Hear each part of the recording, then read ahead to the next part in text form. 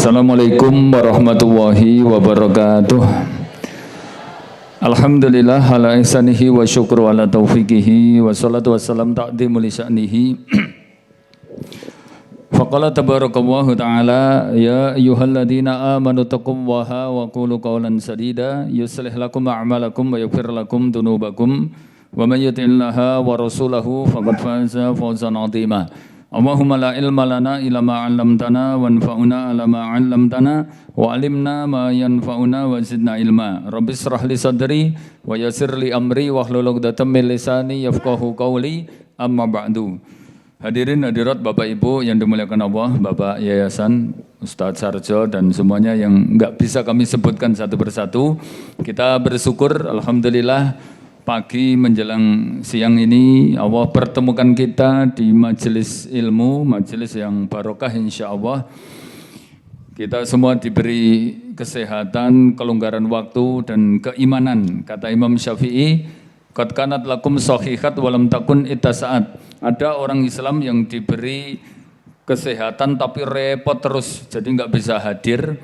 Kemudian qad kanat lakum shahihat walam takun itasa'at. Ada yang kebalikannya, orang Islam itu diberi kelonggaran waktu, nganggur, tapi sakit, akhirnya juga nggak bisa. Terus ada yang ketiga, waqad kanat lakum shahihat wattasa'at, dia diberi kelonggaran, dia juga sehat, tapi nggak dapat hidayah Islam, jadi juga nggak bisa.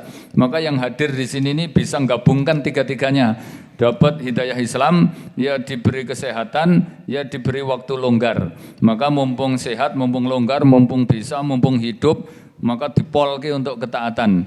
Kata Ibnul Qayyim, beliau mengatakan bahwa tadhabu masyaqqatu ta'ah bidawamil ajroh.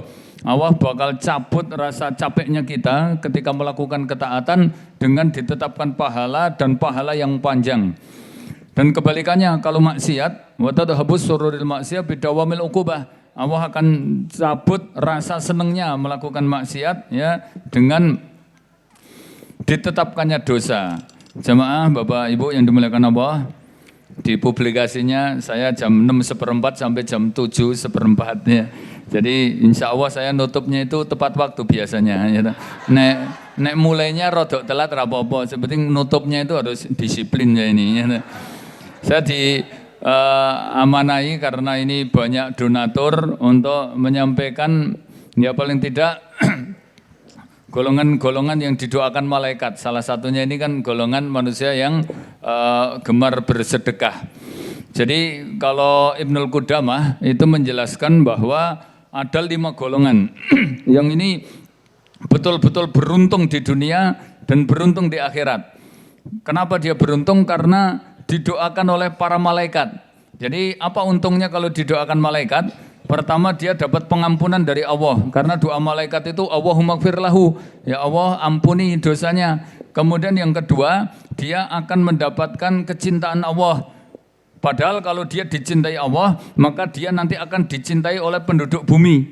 Nah ada satu lagi yang kenapa orang itu beruntung sekali kalau dapat doa para malaikat, itu adalah dia didoakan oleh makhluk yang sangat mulia, yaitu malaikat yang disebut oleh Allah dengan ibadul mukramun, hamba suci, la ya'sunallah, enggak pernah maksiat. Jadi kalau doa mesti mustajab karena mereka enggak pernah maksiat. Malaikat ini yang mendoakan jumlahnya banyak, enggak cuman 10 kayak pelajaran dulu saya itu, cuman 10 malaikatnya. Nabi mengatakan malaikat yang hadir ini, yang terutama di majelis ilmu kayak gini nih, itu saking banyaknya sampai bergejibun. Jarak mereka hanya 4 jari. Kata Nabi, likulli arba'ati asabi' fihal malak. Jarak malaikat satu dengan yang lain yang hadir di majelis taklim ini hanya 4 jari, saking banyaknya, untet-untetan. Hatta tata'atul ardu bil malak. Sampai tempat itu ya bergejibun dengan jumlahnya para malaikat dengan mendoakan Allahumma gfir lahu, Allahumma arhamhu. Semoga Allah sayangi dan semoga Allah ampuni dosanya. Maka semoga jenengan semua yang hadir di pagi hari ini diampuni dosanya oleh Allah Ta'ala dan disayangi, dicintai oleh Allah Ta'ala. Kalau jenengan diampuni, itu keuntungannya di dunia semua malapetaka akan hilang. Karena Allah mengatakan musibah malapetaka penyebabnya karena dosa. Kalau dosanya diampuni maka musibahnya ikut hilang. Sama kayak misalnya lantai basah penyebabnya bocor, penyebabnya itu sudah hilang, wis rapet itu garing dewe. Sama kalau kita itu kena dosa, walaupun kayak apapun, kalau penyebabnya musibah nggak hilang ya terus saja terlunta-lunta hidupnya itu. Ya. Jamaah rahimakumullah. Nah, kita kaji siapa golongan manusia yang beruntung tadi karena didoakan para malaikat. Yang nomor 1 ini ya kaitan dengan tema kita di pagi hari ini adalah golongan manusia yang dia itu tidak pelit, dia dermawan dan melazimi infak terutama tiap pagi. Karena dalam hadis ini saya nukilkan Nabi mengatakan ma min yaumin yusbihu bihil ibad, tidaklah setiap manusia ketika waktu pagi dia bersedekah illa malakaini yanzilani fayakulani, kecuali langsung turun 2 malaikat yang mereka kemudian berdoa, ahaduhuma yang salah satunya mengatakan Allahumma a'ti munfikan khalafan, ya Allah berilah balas ganti yang jauh lebih banyak bagi orang yang biasa infak pagi ini. Kemudian malaikat satunya mendoakan Allahumma a'ti mumsikan tolafan, ya Allah bangkrutkan orang yang pelit juga di pagi hari ini.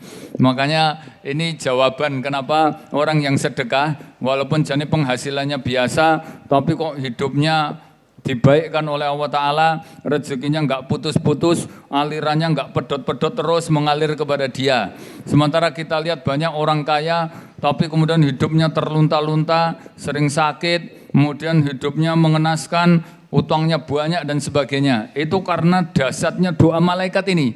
Kalau malaikat mendoakan kan mesti dikabulkan. Sehingga orang yang bersedekah mesti dia akan tambah kaya. Karena malaikat itu mendoakan supaya untuk diganti dengan yang lebih baik. Makanya makanya perlu diingatkan, wah ini kudune ini jelas banget tuh rumahku speakernya banter banget tuh, sudah tuh. Wah, sudah jelas Pak, tenang Pak, banter banget ini. Jamaah rahimakumullah, jadi ini ternyata kunci kenapa orang itu kalau bersedekah dia enggak pernah sengsara hidupnya. Ada satu hadis Nabi mengatakan bahwa orang itu kalau bersedekah akan diberi 3 jaminan. Ini para donatur, Bapak Ibu semuanya, saya berani sumpah demi Allah, jenengan kalau melazimi sedekah ini akan diberi 3 jaminan. Apa jaminannya? Nabi mengatakan as-shadaqatu tajlibur rizqa. Sedekah itu yang akan mancing rezeki, sehingga rezeki antum enggak akan pernah putus-putus. Dan rezeki itu wujudnya enggak cuma duit. Nabi mengatakan anak soleh itu ya rezeki, antum punya tetangga baik ya rezeki, antum diberi kesehatan ya rezeki, antum punya punya waktu longgar itu juga rezeki. Maka kebalikannya ketika pelit itu rezeki akan ditahan oleh Allah Ta'ala. Nabi mengatakan innal abdu la yuhramu rizqahu bidan bin yusibuhu. Seorang hamba itu bakal ditahan rezekinya karena maksiat dia terhadap harta itu tadi, yaitu pelit. Maksiatnya harta itu ya deman-eman itu tadi loh. Makanya orang yang ngeman-eman hartanya, nggak disimpen-simpen itu toh, itu dia merasa nanti bisa memberi manfaat. Allah mengatakan itu beresiko. Apa resikonya? Harta yang dia simpen-simpen nanti akan dipakai orang lain, kemudian jenengan di akhirat bertanggung jawab atas harta yang kita simpen itu tadi. Allah mengatakan sayutawwaquna ma bakhilu bihi yaumal qiyamah. La yahsabanna alladziina yabkhulun. Kalian jangan mengira bahwa duit yang dieman-eman yang kamu pelitkan itu huwa khairul lakum, itu bisa memberi manfaat, bal huwa syarrul lakum. Kata Allah tapi beresiko. Apa resikonya? Sayutawwaquna ma bakhilu bihi yaumal qiyamah. Duit yang kita simpen bakal dikalungkan pada hari kiamat.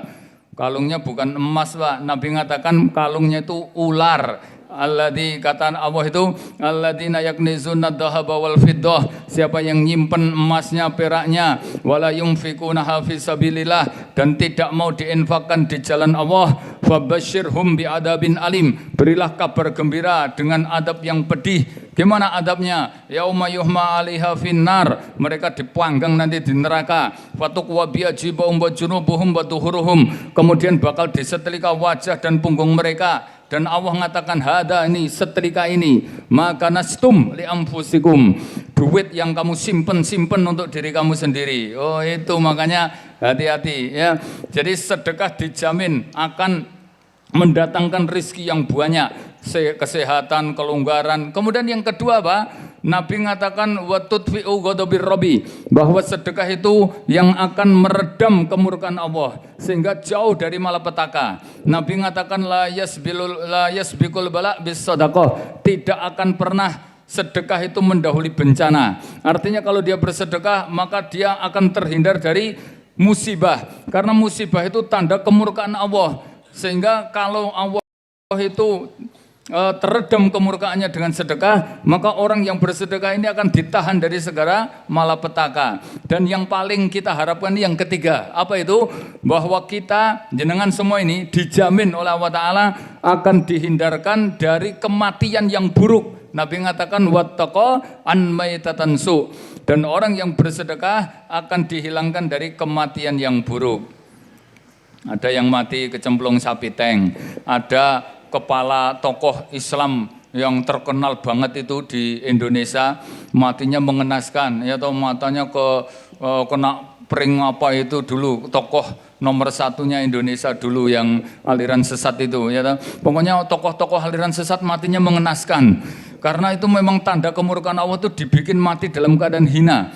Maka kalau jenengan itu matinya nanti pengen mulia, mati dalam keadaan baik, itu resepnya cuma dua kata Nabi. Pertama banyak sedekah, karena dijamin orang yang sedekah terhindar dari kematian buruk.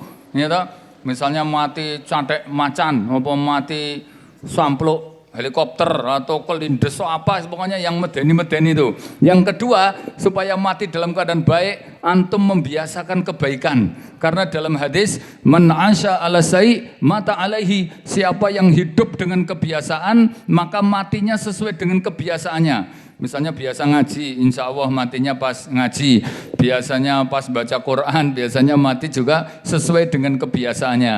Kalau ada orang mati kok nabrak tong tengah dalan ngono karo mendem, kuwi berarti wis kulinone mendem wis wareg. Atau mati kondisi kok selingkuh, berarti le selingkuh kuwi wis kulino, orang nggur ping pisan pindho, wis wareg kuwi le selingkuh, akhirnya mati dalam keadaan begitu.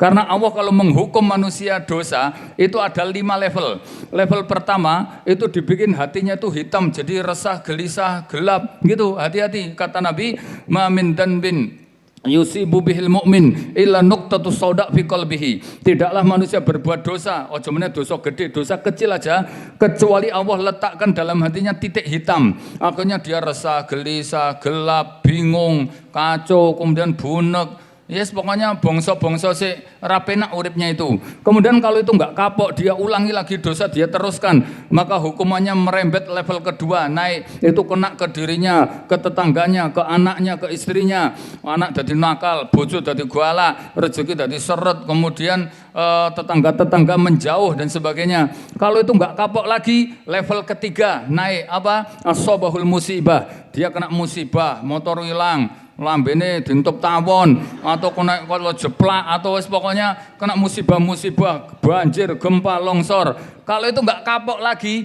ini hukumannya level keempat naik. Apa itu? Aib dia akan dibongkar oleh Allah Ta'ala, sehingga wong sak ngalam dunia ngerti keburukan dia, ya toh? Atau keburukan dia ditonton ratusan juta manusia, viral neng dindi, ya. Karena memang sifat Allah itu satar, maha menutup. Maka hati-hati dengan dosa, Allah itu akan tutup sebetulnya. Tapi kalau enggak kapok lagi, nah ini hukuman yang kelima, maka dia akan dimatikan Allah dalam keadaan su'ul khotimah. Makanya kalau kita mati dalam keadaan baik, itu berarti seluruh kehidupan kita dianggap baik oleh Allah SWT. Itu nggih, makanya enggak usah deman-eman, karena duit yang deman-eman itu enggak ada manfaatnya, malah dimanfaatkan orang lain. Nabi pernah ditanya, siapa manusia paling rugi? Nabi mengatakan ada 3. Salah satunya siapa? Ghaniyun sakhih, orang kaya tapi pelit. Wah, rugi double, ciloko tur bangkrut. Kenapa? Karena dia capek-capek golek duit nggo disimpen, dikuareti, dijegloki, habis itu mati. Bahasan mati, duitnya dipakai orang lain, habis itu di akhirat dia sik tanggung jawab. Apa ora rugi? Coba, misalnya ibu-ibu ya toh, untuk duit deman-eman simpen, mangan enak deman, apa-apa eman, baju bagus disimpen sik dienggo sik elek-elek, perabot sik apik-apik simpen, perabot sik elek-elek, akhirnya kemudian mati duluan. Bahasan mati, akhirnya simpenannya dipakai orang lain, suaminya rabineh, bahasan rabineh kaget, wah ternyata bojo apa almarhumah itu bajunya bagus-bagus ya, kemudian duitnya ketahuan, kemudian perabotnya ki perabot sik elek-elek dirongsokke, perabot sik apik-apik sik dienggo. Jenengan coba ning alam kubur ora ngendes kaya ngono kuwi. Weh, kelambi tak eman-eman, duit tak eman-eman malah dipakai orang lain. Masa menikmati itu loh sebentar gitu ya. Kalau ada orang yang ngomong, "Nek saya tuh kurang dermawan piye?" Coba kalau istri saya minta tak kasih, kalau anak minta tak kasih. Kemudian ketika Idul Fitri saya juga bayar zakat, enggak cuma zakat fitrah tapi ya zakat mal. Terus kalau saya dapat panenan saya tak potong langsung 2,5%. Ngono ke kurang lomo piye, kurang dermawan piye? Itu mah bukan dermawan, Pak. Karena itu tuh kewajiban, namanya zakat itu wajib. Jenengan ngekei duit bojone ya wajib. Itu walaupun sedekah tapi sedekah wajib. Jadi gini, ini perlu tak jelaskan dulu. Sedekah itu kata Ibnul Qudamah ada 3 jenis. Sedekah pertama namanya sedekah yang wajib. Sedekah ning wajib itu nek ditinggal dosa. Itu ada 3. Pertama zakat itu ya, itu nek ditinggal dosa itu masuk rukun ya. Yang kedua itu adalah nafkah. Nafkah itu ya sedekah tapi wajib. Wajibnya ditinggal dosa. Istri terlantar suaminya dosa, anak terlantar bapaknya dosa, atau misalnya ada ibu terlantar anaknya dosa. Apa penak wong wedok kuwi? Ini toh cilik wedok terlantar sik dosa bapake, perempuan terlantar sik dosa suaminya. Karena nafkah ada 4, memang suami ke istri, bapak ke anak, anak ke ibunya, sama saudara laki-laki kepada saudara perempuannya. Jadi nek wong lanang kuwi wajib ngedum duitnya ke 4 wanita. Bukan 4 istri, 4 wanita. Ibunya, saudaranya, anaknya, sama istrinya. Tapi nek wong wedok kayak gini, dia dijatah 4 laki-laki. Jatah bapaknya, jatah saudaranya, jatah suaminya, sama jatah bapaknya. Malah penak tenan kok dadi wong wedok kuwi ya to. Nggur karek nurut gitu tok kayak duit kayak apa-apa terus jaminannya surga. Antum ngerti Bu, surganya wong wedok 1 tok kata Nabi. Ayyama imra'atin, siapa saja wanita yang dia mati wa kana zaujuha 'alaiha radin 'alaiha, dan suaminya kepada dia ridho, dakhalal jannah, maka langsung jamin surga. Jadi surganya istri hanya 1 tok, yaitu ridho suami. Ridho suami menjadi syarat surganya istri. Jadi nek pengen mlebu swarga nggur telu, rabi terus dapat ridho, kemudian mati langsung surga. Ya jelas masa untuk ridho nek belum nikah ridhone sapa? Ya kalau dia kemudian sudah dapat ridho tinggal nunggu mati terus masuk surga. Cuman kenapa Nabi mengatakan yang paling banyak di neraka kok wanita? Itu ternyata bukan karena susahnya mereka, tapi karena kegedean perasaannya. Dalam hadis disebutkan qad ghalabat shiqwatuha, karena yang menyebabkan wanita masuk neraka cuman perasaannya itu. Makanya wong wedoknya asline nek rakoken perasaan ya toh, itu nggur karek nurut gampang, karena ridho suami pun juga enggak susah. Suami itu enggak pernah menyusahkan kok hal-hal yang berat-berat. Saya punya istri nggak pernah nikah 27 tahun tak kon jagrake Mega Pro ya nggak pernah, karena jelas kok mesti berat nek iku. Perintah itu mesti sik gampang-gampang.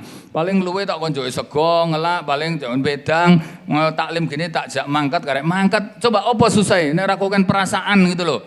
Kenapa kok membantah perintah suami? Kegedean perasaannya itu tadi ya. Ayo silaturahim ning gone ibu gah. Mbokmu cerewet ngono malah ngelek. Ayo dolan ning gone Kang Masku kae. Wah, Pak Demu anu kok sinis karo aku kae ngono kuwi. Pokoknya nggur bantah aja karena perasaannya itu tadi. Coba. Jemaah rahimakumullah, maka ini sedekah yang pertama namanya sedekah wajib, yang itu harus. Nah, yang kedua, ini yang disebut sedekah yang melipat gandakan. Karena kalau sedekah wajib zakat itu fungsinya untuk merawat, menjaga, bentengi supaya harta kita barokah itu, Pak.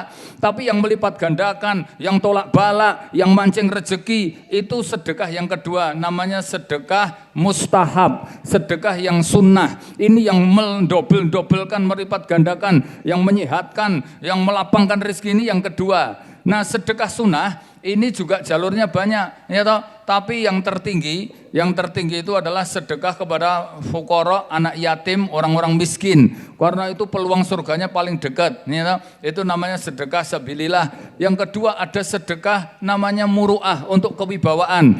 Jadi antum misalnya ketemu tukang parkir kasih duit, ketemu siapa aja yang pinggir jalan, orang ngenes kasih duit, ada orang hamil kasih duit, orang busuk-busuk kasih duit, itu aja untuk menjaga kewibawaan, itu namanya sedekah muru'ah. Makanya antum siapkan duit, 5.000-an, 2.000-an, 10.000-an, dikadai amplop, itu nanti fungsinya kalau ada orang minta kasih, kalau di perapatan antum dikasih jalan, ya toh, orang yang buat ngasih jalan kasih duit. Apalagi jenengan bawa nama Islam ini, do jenggoten kok yang ngono kok, nanti orang ngekei duit itu menjatuhkan martabat Islam, ya toh. Apa wong jenggoten kok pelit, kewibawaan Islam itu jatuh yang ngono kuwi. Ada yang ketiga namanya sedekah itu kifayah, Pak. Kifayah itu apa?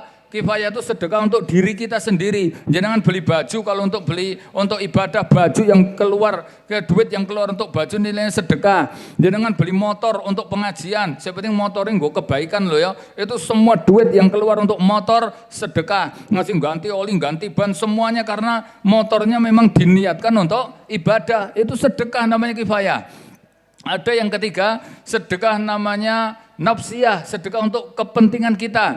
Coba jenengan kalau umroh, jenengan haji, itu kan aslinya yang antum dewe tau kuwi. Karena nek umroh itu aslinya ram bayar. Jenengan umroh bareng saja nggak bayar, paling titik temunya neng Masjidil Haram kono wis.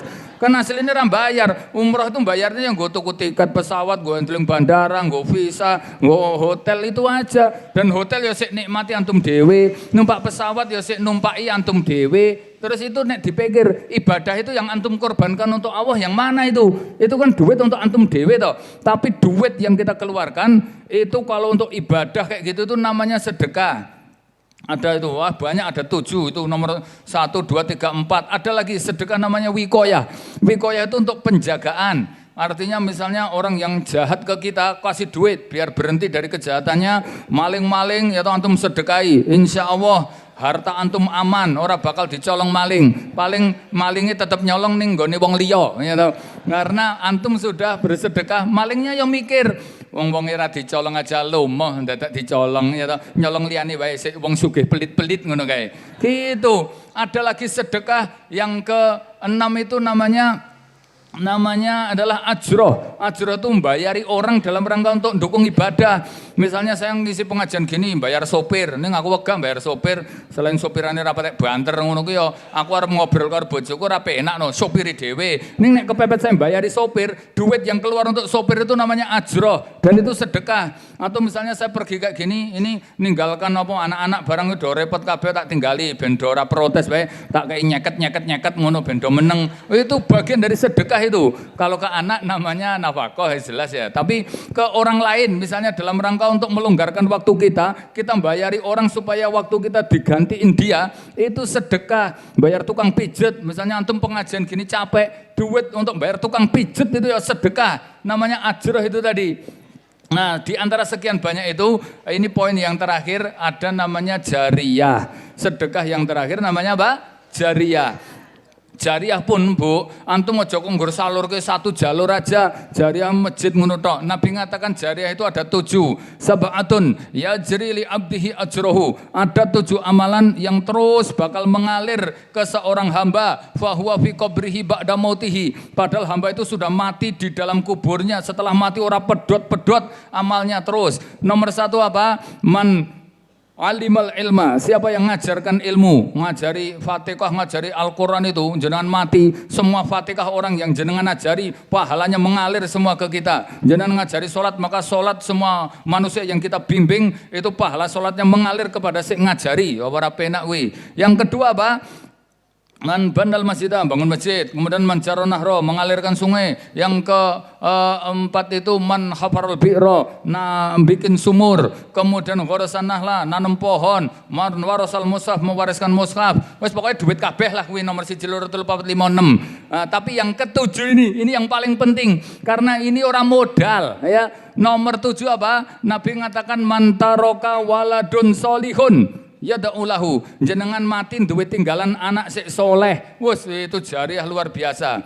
Padahal kalau nomor 1 itu butuh modal kabeh, nomor 1 butuh modal ilmu, nomor 2 bikin sumur butuh modal duit, bikin masjid modalnya gede kabeh. Tapi nek nomor 7 wes ora modal, jenengan wes duwe anak wes ting truyul ning omah kuwi, nggur karek siji tok syaraté dibikin soleh. Kalau sudah soleh itu jariahnya semua amal soleh anaknya mengalir kepada orang tuanya. Jenengan mati tengah alam kubur untuk kiriman pahala dari amal soleh anaknya. Ojo meneh kok anaknya haji umroh yang diniatkan ke orang tua. Wong anaknya orang niat ke wong tua aja, wong tua dapat asobah, dapat royalti pahala dari anaknya, apalagi diniatkan.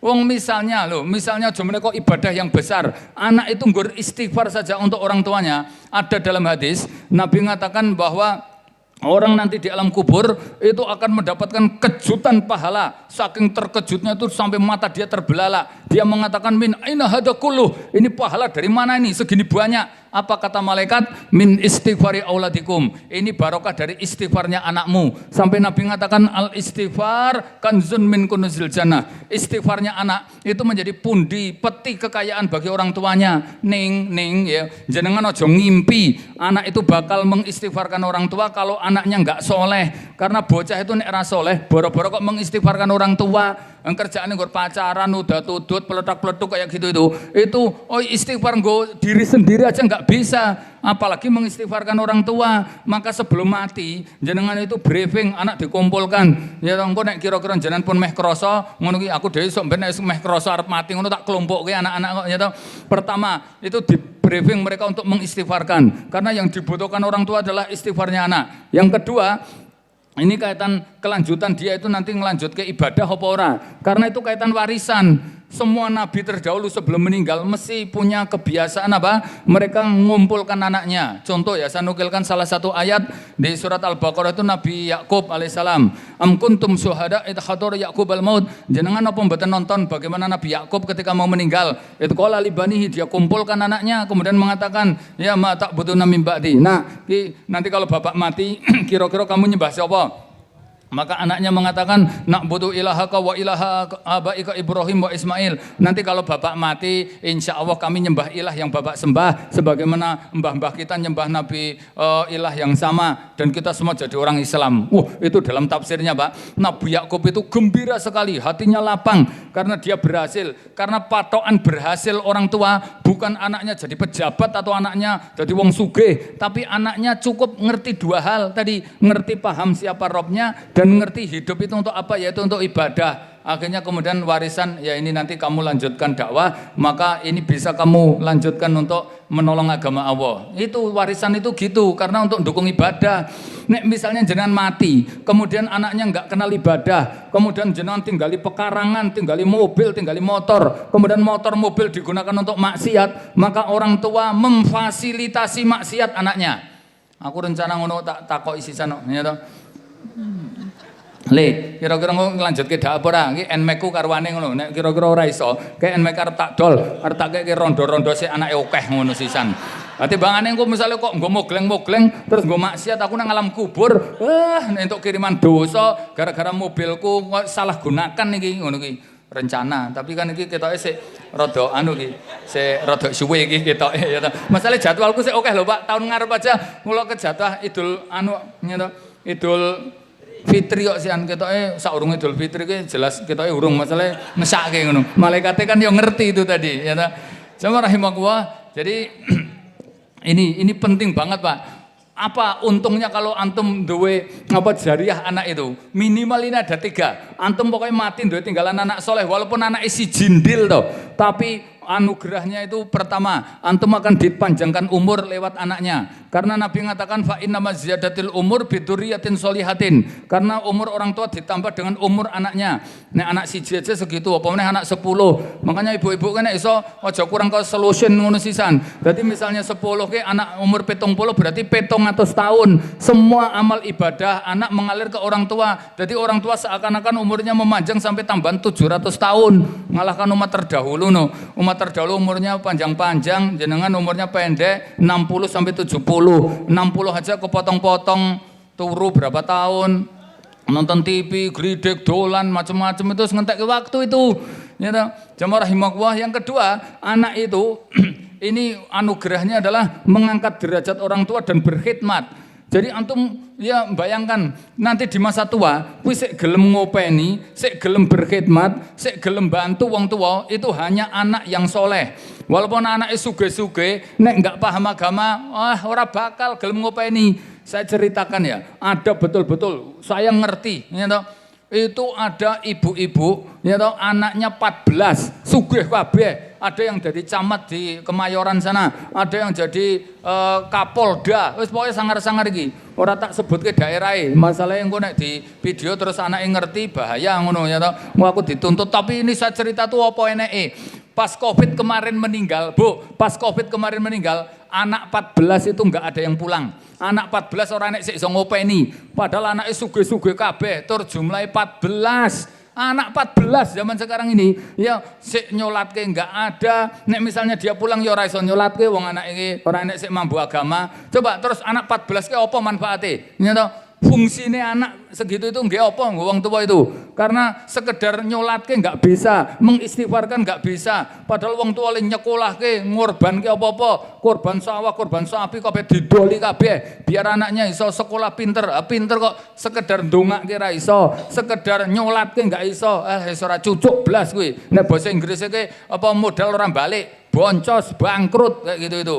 Nabi mengatakan ya at-tadruna anir rukub. Tahukah kalian siapa bapak yang mandul? Mandul itu artinya bangkrut. Kata Nabi, ya anak para sahabat jawabnya ma indakumul aulad. Orang tua sih enggak punya anak. Nabi mengatakan bukan gitu, yang disebut mandul itu apa? Ma indakumul aulad wala yuqaddimu lahu bisyafa'ah. Namanya orang tua mandul itu duwe anak oke tapi satu pun anaknya enggak ada yang bisa menolong dia memberi syafaat. Maka fungsi anak itu selain berkhidmat, terus tadi nomor satu apa? Memanjangkan umur. Ini yang paling pokok, itu nanti menjadi penolong antum dari neraka, yaitu syafaat. Kepepet antum itu anak isi jitok, tapi dia bisa memberi syafaat kayak Luqman Al-Hakim. Itu bejo kemayangan. Kuwi nek basa Inggris iki ngono kuwi. Bejo kemayangan. Kenapa? Karena orang tua ketika mau dicemplungin neraka, itu anak soleh itu yang nulungi. Dalam hadis dari Imam Muslim, ini saya sebutkan, yuqalu liwaladin soleh udkhulal jannah. Dikatakan kepada anak soleh, nak ayo silahkan kamu masuk surga. Apa yang dikatakan anak soleh? Dia ketika mau masuk surga, ditonton itu di surga, dicari yang pertama kali digolei itu bapak ibunya. Dia enggak nemukan bapak ibunya, kemudian mengatakan, ya Rabbana la adkhulaha hatta saraka aba'ana. Ya Allah, saya enggak masuk surga dulu kecuali saya masuk surganya bareng dengan bapak dan ibu saya. Allah ngasih tahu loh, pakmu mbokmu orang masuk nominasi le, kelakuannya orang genah. Nyata akhirnya dia menghibah, memohon. Akhirnya karena memohon terus, Allah itu kasihan. Bukan dengan bapaknya, tapi dengan anaknya yang soleh. Apa kata Allah? Inna rahmati ghalabat an ghadabi. Maka kemurkaanku akan aku kalahkan dengan kasih sayangku kepada anak soleh ini. Apa kata Allah? Al-an udkhulal jannah antum wa aba'ukum bima kuntum ta'malun. Kalau gitu silahkan nak kamu masuk surga. Sak pakmu mbokmu dijak kabeh kono. Jane ra masuk ning rapopo mesake bocah soleh kaya ngene iki. Oh, ngono kuwi lho. Nih toh, jadi kepepet antum anaknya itu rapatek ganteng apa ireng apa rapatek sugih, penting soleh. Itu sudah anugerah terbesar. Nabi mengatakan ma wahabar rajul fid dunya a'damu min waladin soleh. Enggak ada anugerah yang besarnya bagi orang tua ngalahin dua anak soleh. Umar bin Khattab itu sampai mengatakan gini Pak, ini arba'atu halat al-ahliyah min ahlil jannah. Ada 4 status ya keluarga yang nanti kalau mati dijamin surga. Status yang pertama halatil waliden ya yastaghfirulahu auladahu. Orang tua yang mati kemudian berstatus punya tinggalan anak yang mengistighfarkan. Itu kata Umar. Jadi antum mati, anaknya gelem dongake istighfar, terus nanti dia setiap ba'da sholat mendoakan kita, itu status orang tua berstatus surga. Orang tua berstatus surga ini gampang, penting anaknya gelem mendoakan itu. Yang kedua, halatil aulad yardha biha abawaha, status anak yang mati dapat ridho orang tua. Yang ketiga, halatul mar'ah yardha biha zaujiha, status wanita yang mati dapat ridho suaminya. Yang keempat, halatir rajul qaimun ala ahliha, status laki-laki yang dia tanggung jawab atas keluarganya. Niki rawuh teng mriki kan statusnya double-double. Jenengan mesti duwe anak toh, berarti statusnya orang tua. Jenengan nek pengen mlebu swarga gampang, penting mangke nek mati anake gelem mengistighfarkan, itu status orang tua ya yang dijamin surga. Yang kedua, jenengan juga suami toh, karena punya istri, itu makan jenengan masuk surga. Sing penting tanggung jawab ke keluarganya, anaknya, istrinya dinafkahi. Tanggung jawab suami cuma 3, menafkahi, membimbing, ngajari, sama mempergauli dengan baik. Wes kuwi. Jadi kewajiban suami itu, haknya istri cuma 3, dinafkahi, dibimbing, diajari, sama diperlakukan dengan baik. Itu aja. Wes gampang, penting jenengan gelem kaya ngono kuwi, surga. Nek nafkahi ya semampunya, kalau ngajari penting ilmu-ilmu dasar, sama yang ketiga mempergauli dengan baik, ya toh, diseneng-senengke, jak piknik, transferi, nek ngeyel-ngeyel, jak ning toko emas, ngono seneng lho wong wedok kuwi langsung surga. Pokoknya nek meh semaput wong wedok itu, rasa dadak goneng puskesmas, cukup goneng toko emas langsung dikandani, kuwi milio, sak seneng-senengmu, ya toh, aku kabeh sik bayar, ngono. Ning aja pun jual 1 juta. Saiki sak grame 2,5 juta ya toh. Ya ora apa-apa, 1/2 gram berarti ya toh. Tapi penting ngono kuwi seneng lho itu, ya toh. Itu. Kemudian jenengan juga statusnya kalau ibu-ibu berarti suami bisa masuk surga lewat jalur suami dengan dapat ridhonya, bisa lewat jalur anak dengan mendapatkan istighfar anak. Jenengan juga berstatus anak kalau punya orang tua, gitu. Berarti masuk surga lewat ridho orang tua. Walah, betul Pak, ini penting banget ini. Enggak ada penyebab surga yang gampangnya ngalahke lewat jalur keluarga. Ini saya nukilkan hadis ya tentang inna min a'dhamil asbab linailil jannah bi syafaatil ahliyah, dan termasuk penyebab besar orang itu masuk surga itu ternyata bukan amalan yang berat-berat. Misalnya jihad itu ya peluang surga, pintu surganya banyak, ada jihad, ada yang kalau dalam hadis itu puasa Ramadan dan sebagainya. Tapi di antara pintu-pintu surga yang paling gampang itu lewat wasilah syafaat keluarga. Karena kita menjalankan peran keluarga itu jaminannya surga kabeh. Atau kalau anak surganya cukup lewat ridho orang tua, kalau orang tua cukup dapat istighfar anak, kalau istri dapat ridho suami, kalau suami penting tanggung jawab pada keluarganya. Terus nanti didobel-dobel ya bisa lewat berbagai jalur. Nanti kalau misalnya enggak dapat ridho suami bisa lewat orang tua, misalnya dari ridho suami kurang tapi dapat ridho orang tua. Masya Allah kok yang ngono kok nyiak-nyiake keluarga tinggali wae ya toh. Makanya sekarang ini 7:30 wis kelewatan okeh ini saya ini ya toh. Aku jadi ora disiplin aku mau ya toh. Karepku jam 7:15, tapi lek nganyai jam 7 kurang 5 menit 7:15 adoh-adoh lintas provinsi lho kaya ngene iki. Mosok lintas provinsi ngisi 1/4 jam. Dan murah cucuk ngono kuwi makanya ini sekarang sudah jam 7:30 saya akhiri, semoga bermanfaat. Akhiru da'wana alhamdulillahirabbil alamin. Subhanakallahumma wa bihamdika asyhadu an la ilaha illa anta astaghfiruka wa atubu ilaik. Wa akhiru da'wana alhamdulillah wa billahi taufik wal hidayah. Assalamualaikum warahmatullahi wabarakatuh.